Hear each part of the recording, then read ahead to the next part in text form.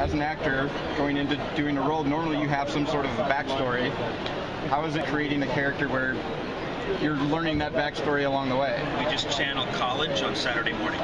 There you go. There are a lot of clues though. Like Joe, the scenes that he wrote and the stuff that we get to do with each other and those characters and how they interact with each other, there are a lot of clues about who those people are, who they were. So that was really helpful to have like 6 scripts ahead of time. Like we had the first 6 scripts before we started.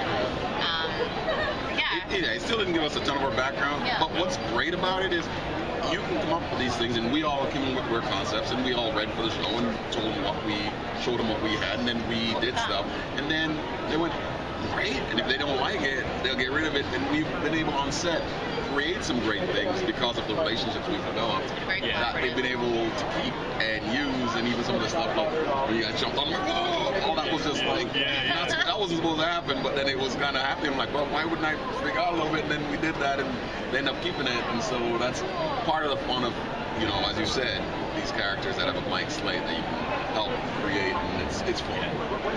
Yeah, what's neat is that as the episodes go on, the relationships between us get deeper, and whereas that would normally have been established in the first couple episodes of a normal show because they all have backstory, they've got history together.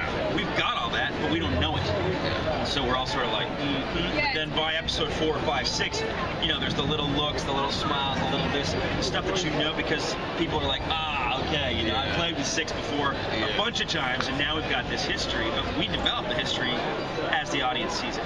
It's interesting because everybody is a complete stranger, but you have hints to the relationships that they had before, but you're not quite sure. With 2, she just killed a couple people. She was a bad girl. I think the number was 5. Was it a few? Was it a few?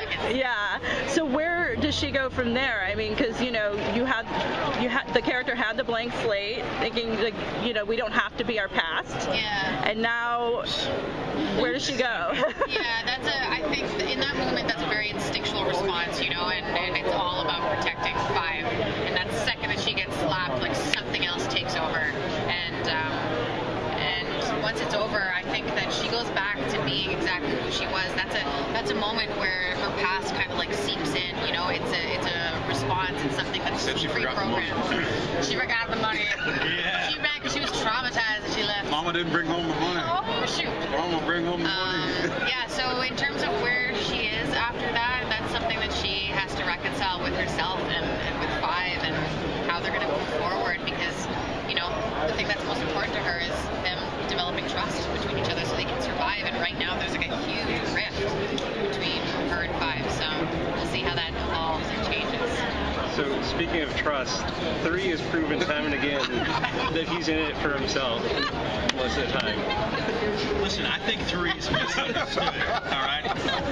For instance, when I take the ship over, in fact, if you go on Joe's blog, there's a great little part of the scene that was cut out, where 3's like, and you allude to it in the end, in what's left, where he's like, no, I wasn't in this for myself, I was in it for all of us and for the ship. I just didn't think it was worth risking the ship and all of our lives for a piece of metal. Yeah. And these guys did. And so is that selfish? Is it not selfish? Maybe. Listen, you know, one of the cool things about playing a character like this is you can't see him as a selfish prick, because a selfish prick doesn't see himself as selfish. You always think that you're right. People always think that they are right. Sociopaths never think that they're it. Wait a minute.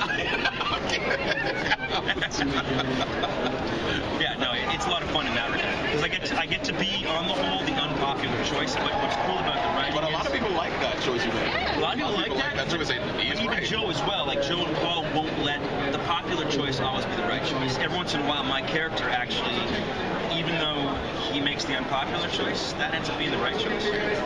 We also sort of saw him make a turn where he's hiding one secret for him there, so he seems to be getting maybe maybe something on one. Opportunist. Those nights are cold out there in space. He'll use that information at some point, right? Exactly. I'll just put that in my back But you never know, right? You never know. And what's interesting is that comes back, that ripples back. I mean, obviously it'll play out the way it plays out between me and 1, but then it ripples back again between me and other characters as well. that notion of, why did he do it? Did he do it truthfully to protect one? Or did he do it to control one? Or was it something in between? Who knows, right? We know. Yeah. We know. He's so sassy. I'm joking. I'm messing with you. Blah, blah, blah, blah. Three lines. Blah, blah, blah. Three lines. Blah, blah, blah. My line.